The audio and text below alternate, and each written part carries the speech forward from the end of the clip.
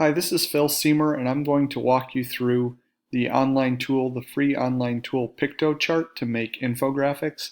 And to walk you through that, first I'm just going to show you the first infographic that I made, which is about commercial fiction and literary fiction.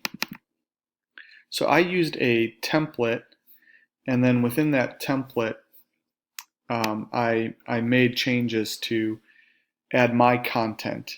And I like this because it gives you these editing boxes, and then you can do kind of whatever you want in the boxes. So I set up a lot of compare and contrast, and then I went to reminders, what to do, what not to do.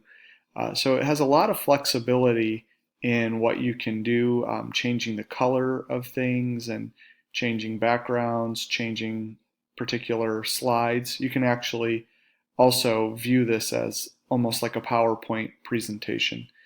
Um, but I just like how it's so customizable. You can kind of do whatever you want, move things around very easily in a resizing and drag and drop manner, changing font color, font size. You can actually stretch things, so you don't have to resize things by um, the point size, but just by pulling. Um, and so what I did was, just to start with a compare and contrast, I looked at categories like the purpose, commercial fiction versus literary fiction, the main characters, again, commercial versus literary, plot, commercial versus literary, the ending, commercial versus literary. Then I have some kind of statements about how usually books are not completely one or the other, but some kind of a mix. And then some reminders about reading literary fiction, and then some do's and don'ts with my works cited down here. Now, once you're in Piktochart, you can go to your dashboard, which will allow you to make a new one. So I'm going to click on Create New over here. And I have the free version, which gives me some templates. Like I said, you can do presentation, you can do printable, or you can do infographic. I'm going to do infographic. So these are the free templates. You can pay to get upgraded ones, but we'll just pick this one.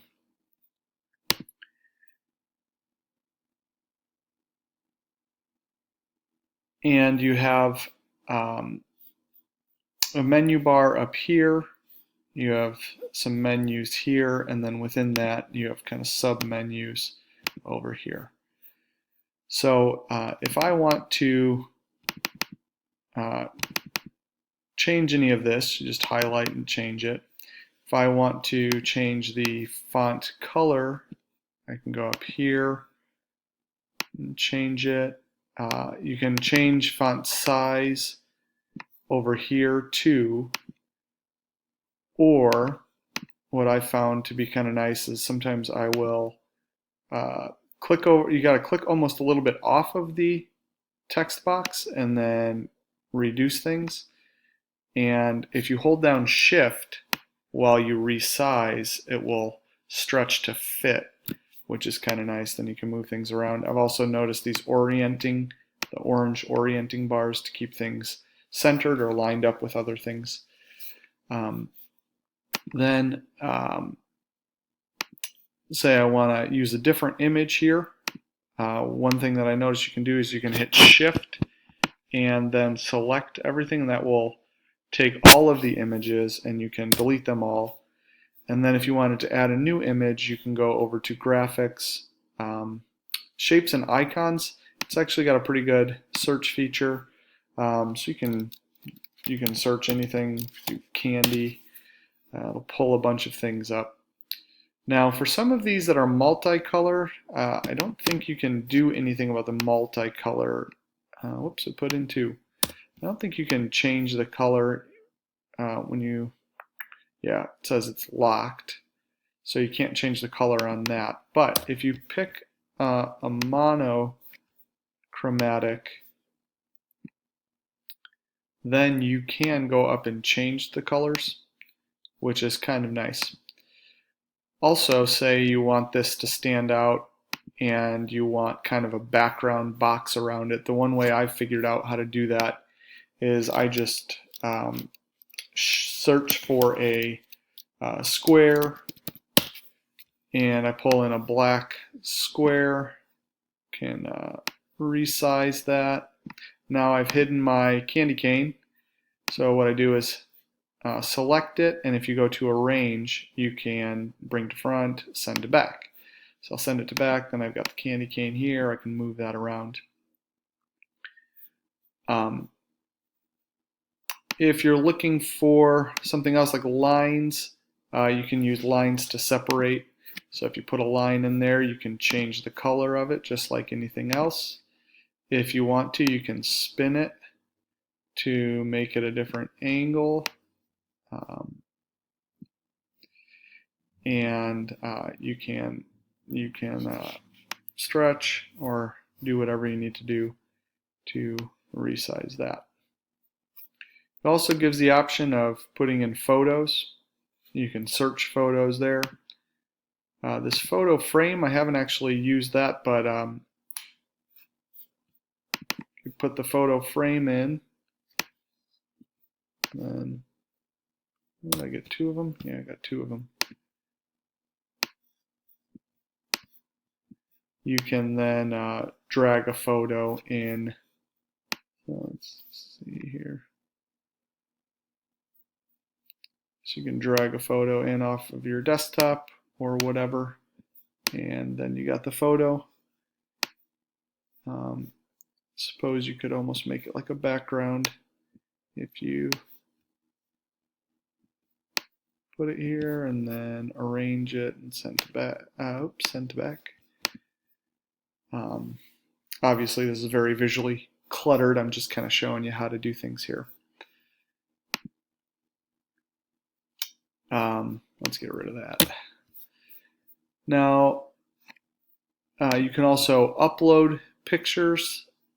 You can change the background, and when you change a background, it only changes it for that particular slide because I have the template. But if you started without a template and you chose this background and you wanted a new slide, you could do a clone block, which would give you the same thing down there, and then you could just edit and change these things. And then if you want to delete the block, you just delete it there. If you want to move a block, you just click in the block, and then it's got the move down or the move up feature. It gives you a number of which block you're in. In the settings here, you could resize it if you wanted to through that, or what I usually use is just this resizing tool here. To add a text box, what I often end up doing is just selecting one of these. Select here. I highlight. I usually pick my color right away just so it stands out a little bit better. And you put in your new text.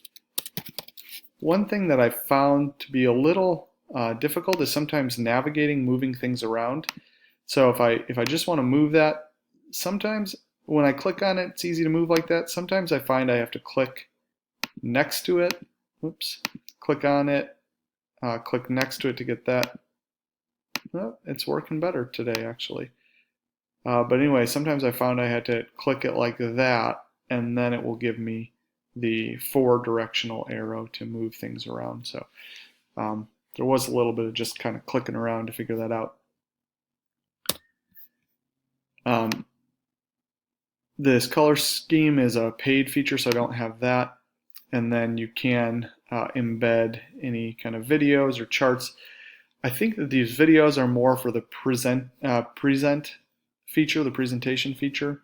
And then you can use charts like this and kind of change things how you want there.